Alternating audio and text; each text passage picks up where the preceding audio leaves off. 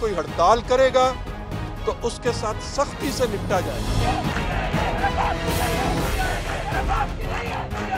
پی آئی اے ملازمین اور حکومت کے درمیان گھمسان کا رن پڑ گیا۔ جوائنٹ ایکشن کمیٹی نے طیاروں کی اڑان روکنے کا اعلان کیا تو انتظامیہ نے بھی فلائٹ آپریشن رواں رکھنے کے لیے کمر کس لی۔ وزیر اعظم نواز شریف نے پی آئی اے پر 6 ماہ کے لیے لازمی سروس ایکٹ نافذ کرنے کی منظوری دے دی۔ ایکٹ کے تحت سرکاری امور یا ادارے کے آپریشن میں مداخلت یا اس کو زبردستی روکنے کے مرتکب ملازمین کو فارغ کرنے کے ساتھ 1 سال کی سزا اور جرمانہ عائد کرنے کی سزا دی جا سکے گی۔ ایئر لائن کی تمام یونینز بھی تحویل ہو جائیں گی۔ وزیر اطلاعات پرویز رشید کہتے ہیں کہ ہڑتالی ملازمین سے سختی سے نمٹیں گے۔ پی آئی اے کو بہتر بنانا ہماری ذمہ داری ہے۔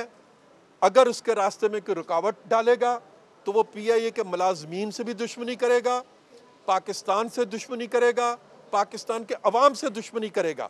پھر اس کے ساتھ وہی سلوک ہوگا جو دشمن کے ساتھ کرنا چاہیے۔ پی آئی اے جوائنٹ ایکشن کمیٹی نے لازمی سروس ایکٹ مسترد کر دیا۔ کیپٹن سہیل بلوچ کہتے ہیں لاٹھیاں ڈنڈے کھانے کے لیے تیار ہیں۔ جو ہمارا پلان ہے ہم اس کے مطابق چلیں گے، اور اگر اسینشل سروسز کی وجہ سے مجھے نہیں شور کہ اس میں کیا کیا ریسٹرکشنز ہیں، لیکن اگر اس کی وجہ سے کوئی ریسٹرکشنز ہیں اور ان ریسٹرکشنز کی وجہ سے کوئی لاٹھی چارج یا کوئی ڈنڈے برسات جائیں گے ہم پہ، تو اس کے لیے ہم تیار ہیں۔ دوسری طرف Pakistan air league joint action committee کی ہڑتال کی حمایت تو کر رہی ہے لیکن فلائٹ آپریشن بند کرنے کی مخالف ہے۔ پی آئی اے کا فضائی آپریشن بند ہونے سے ادارے کو یومیہ 25 کروڑ روپے کا نقصان کا خدشہ ہے۔ مسافروں نے پریشانی سے بچنے کے لیے نجی ایئر لائنز کا رخ کر لیا ہے۔ نجی ایئر لائن نے بھی موقع سے بھرپور فائدہ اٹھاتے ہوئے کرایوں میں اضافہ کر دیا۔